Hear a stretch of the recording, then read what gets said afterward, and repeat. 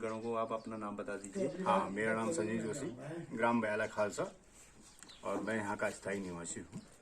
और वैसे मैं बाहर जॉब करता हूँ, पर लोकल मुद्दों में मुझे बहुत दिलचस्पी भी है, क्योंकि मेरा परिवार यहीं रहता है और मेरे को ये समझ में आता है कि स्टेट और सेंटर की मुद्दे अलग अलग होते हैं।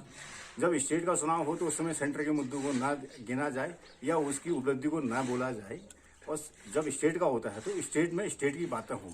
हमारा जल और रोड, गांव के रास्ते और गांव में सुरक्षा, महिलाओं के लिए और बच्चों के लिए पढ़ाई और राशन, और जो गरीब हैं उनके लिए आर्थिक सहायता या जो भी गवर्नमेंट की नीति होती है उसके अनुसार। तो जिस तरीके से जोशी जी ने बताया कि मुद्दों की बात उन्होंने अपने शिक्षा रखा और बेरोजगारी रखा, तो क्या आपने इन्हीं को मद्देनजर रखते हुए इस बार वोट दिया है या किसी आप उसमें अलग चीजों में बहकावे में ऐसा कुछ, या आपने मुद्दे को ही देख के वोट दिया है? नहीं, देखो आज का समाज जो है ना जागरूक है।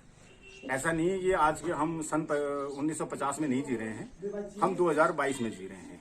तो आई थिंक जो मेरे हिसाब से 95% जो भी हैं वो सभी शिक्षित हैं, चाहे आप बुजुर्ग महिला लो, बुजुर्ग आदमी लो, पुरुष लो, या आज के लिए बच्चे तो आपको पता ही है, पैदा होते ही ABCD पढ़ना स्टार्ट करते हैं, तो उनको अपने मुद्दे पता हैं। अब वो जमाना चला गया कि आपने किसी को बहका दिया तो वो रातों रात आपके पक्ष में हो जाएगा, नहीं, क्योंकि हम पिछले 5 साल के काम को देख के अब हम इस पर करेंगे, यानी कि इसमें हम अपना चुनाव पे अपना मतदान करते हैं। तो जोशी जी ने जैसे बताया कि अपने जितना 5 साल का कार्यभार ये सरकार ने निभाया है, तो उसी के अकॉर्डिंग वो अपना वोट इस बार रखने जा रहे हैं, ना कि किसी दबाव में। तो और हम आपसे ये पूछना चाहते हैं कि जैसे सरकार तो किसी की भी बने, तो आप कितना मतलब किसको सपोर्ट करते हैं, मोदी को या क्या कहते हैं एक अच्छी सरकार को? देखो, इसमें दोनों चीजें हैं, इसमें 2 चीजें हैं। एक, आप किसी व्यक्तिगत को भी देख सकते हैं कि वो व्यक्तिगत कैसा है, कहीं ऐसा तो नहीं कि कोई भ्रष्ट आदमी हो, और दूसरा सरकार की नीति और उसके कामकाज को भी देखते हैं। जहां तक मोदी की बात आती है तो मैं अपने लिए अपने उस पर कह सकता हूं कि जब तक मोदी है तब तक हम उसके पक्ष में हैं।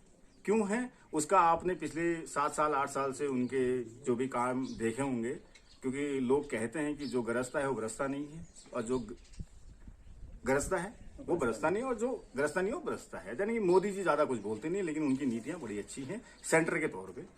हमें अभी उत्तराखंड में एक मजबूत सरकार चाहिए जो धरातल पे काम कर सके।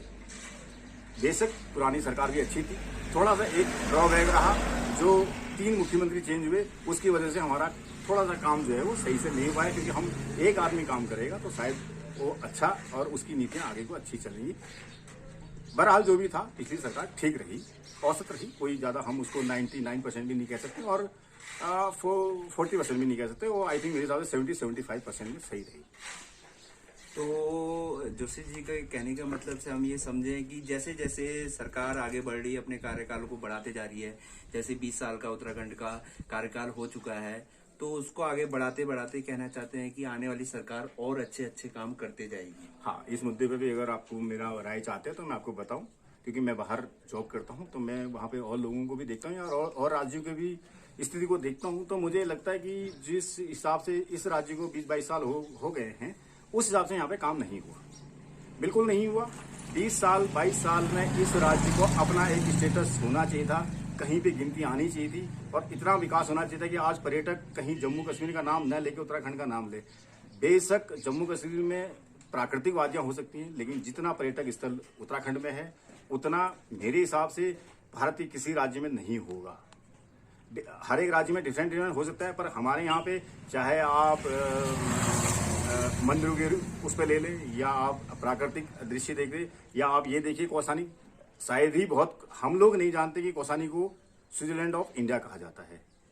क्यों? क्योंकि वहां पे जब मॉर्निंग में सनराइज होता है तो वो एक ऑरेंज की तरह दिखता है। लेकिन क्या है कि हम इसको आगे नहीं बढ़ा सकते हैं। लेकिन मेरी तो पूरी इच्छा रहती है या पूरा सहयोग रहता है कि जब भी मैं किसी को बोलूं, कोई मेरे से पूछता है यार आपको कहाँ कि मेरे को कहाँ घूमना चाहिए, उत्तराखंड में क्या है, मैं उसको सारी चीजें बताता हूँ। आप रानीखेत खड़े हीजिए, आपको 90 डिग्री में हिमालय दिखाई देगा पूरा, आप त्रिशूल से लेकर नंदा जी सारे हिमालय देख सकते हैं। कौसानी जाइए, मॉर्निंग में आपको सूरज जो है वो संतरे की तरफ बिल्कुल दिखाई देगा, बिल्कुल ऐसे आंखों से जैसे कि आप ऐसा देख रहे कि संतरा ऊपर को निकल रहा हो। तो इस तरह से उत्तराखंड में बहुत है।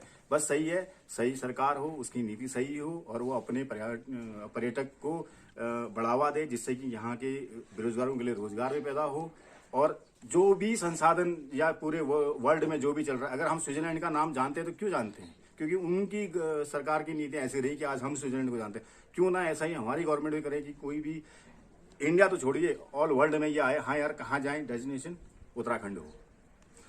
तो जितना अभी तक मैं आपकी बातों से समझ पाया हूँ, तो आप ये कहना चाहते हैं कि एक रास्ता, एक सौर ऊर्जा और छोटी मोटी जितने भी योजनाएं के अलावा सरकार ने हमारे कुछ काम किया ही नहीं। मतलब अब आप ये कहना चाहते हैं कि 20 साल में केवल सड़कें बनी हैं और एक जो मूलभूत सुविधाएं हैं वही मिल रखा है, और उससे ज्यादा हमको अभी तक, जैसे आप स्विट्जरलैंड की बात कर रहे हैं, न्यूजीलैंड की बात कर रहे हैं, उस तरह की हमको मिलना चाहिए था, वो अभी तक नहीं मिला है। देखिए, अगर मैं कहूँ कि 20 साल 22 साल, 22 साल का मतलब हो जाए कि आप टीन एज क्रॉस कर चुके होते हैं, ऑलमोस्ट एक युवा हो चुके हैं। 22 साल 18 साल के बाद आपको वोट देने का अधिकार हो जाता है, तो सॉरी 18 साल के बाद, तो 22 साल का उत्तराखंड हो चुका है, तो उसको आज कहाँ पहुंचना चाहिए था? बिल्कुल, आज उसको ग्रेजुएट हो जाना चाहिए था। अगर बच्चा 22 साल का हो जाता है तो वो ग्रेजुएट हो चुका होता है, तो उत्तराखंड को ग्रेजुएट हो चुका होना चाहिए था।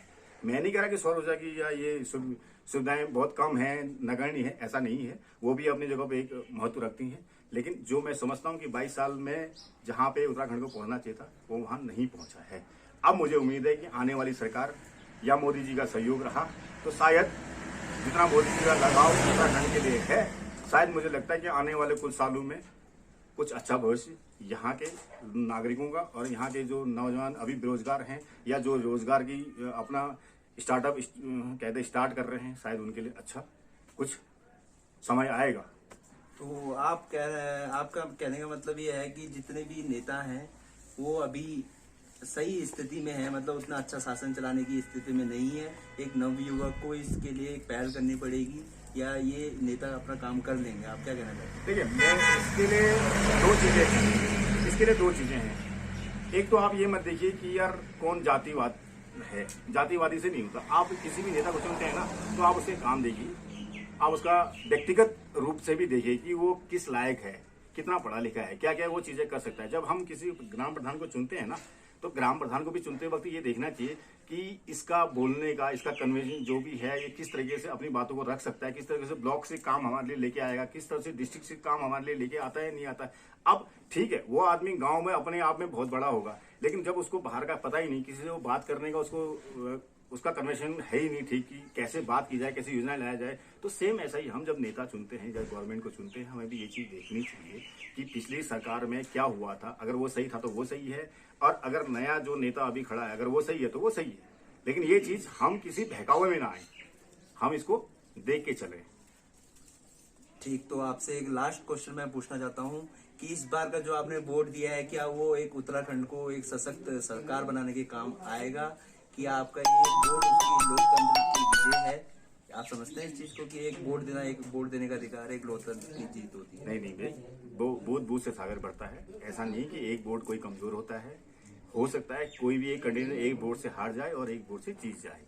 ठीक, अब हमारा तो प्रयास यही है पिछले कुछ सालों की हमने काम को देखते हुए कि अब जिस हम सरकार को चुनेंगे या जो अपना प्रतिनिधि चुनेंगे, वो मेरे हिसाब से, मैं नहीं कह सकता कि पूरे इलाके का या पूरी उत्तराखंड का सही निर्णय होगा या पूरे जो हमारा सोमेश्वर क्षेत्र है उसका निर्णय यही होगा। मेरा ये निर्णय रहता है कि जिसको मैंने चुना है वो सही है और वो आने वाले 5 साल में हमारे लिए बहुत कुछ करेगा। मुझे व्यक्तिगत कुछ नहीं चाहिए, और ना मेरे हिसाब से मेरा कथन ये है कि व्यक्तिगत किसी को भी अपने लिए कुछ नहीं मांगना चाहिए। व्यक्तिगत मीन्स कि यार चलो ठीक है, लाओ जी मेरे लिए ये दे दो, मेरे को ये दे दो, ये करो, ऐसा कर दो, वैसा करो। व्यक्तिगत जो भी होगा वो गवर्नमेंट की नीति सामाजिक होनी चाहिए, जिसमें 4 लोगों के लिए रास्ता खुले। अगर रास्ता कोई न है तो सिर्फ अपने घर के लिए ना बना के पूरे गांव के लिए, जहाँ पे 4 लोग चल रहे हैं, वो चीज की मांग रखनी जरूरी है और ऐसा होना चाहिए।